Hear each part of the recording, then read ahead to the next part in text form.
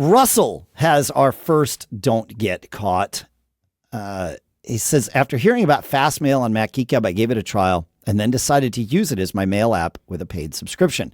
Everything was apparently working fine, and I didn't notice that a few messages went missing from my main Apple Mail account that I had forwarded to my Fast Mail because I was just using that as my primary. Not enough messages disappeared that it was obvious, and I really thought that everything was sorted.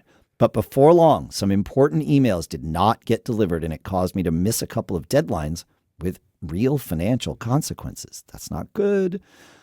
Even though I had stopped using the Apple Mail app and it was not being launched, it turned out that quite a lot of junk mail, and some, of course, not junk mail, was being filtered and appeared in the all junk folder of the Mail app, and of course also on iCloud in the web on the cloud, because that's where the filtering was actually happening.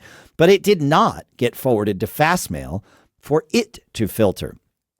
I have definitely got enable junk mail filtering turned off, and also the faded out setting of mark as junk mail but leave in my inbox set just in case.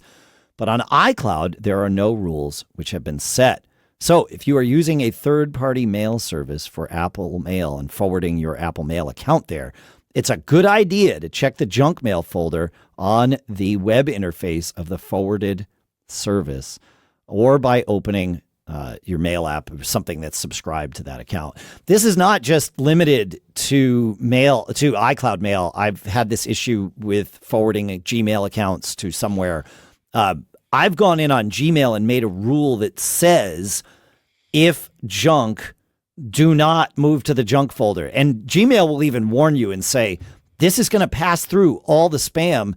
And also, I think it warns you, and even if it doesn't, I will warn you, this will make it, a forwarded message is more difficult for engines to see as spam. So for example, if I'm forwarding from Gmail or iCloud to Fastmail, that makes that extra layer there removes the ability for Fastmail's junk filters to see all of the things that they would want to see.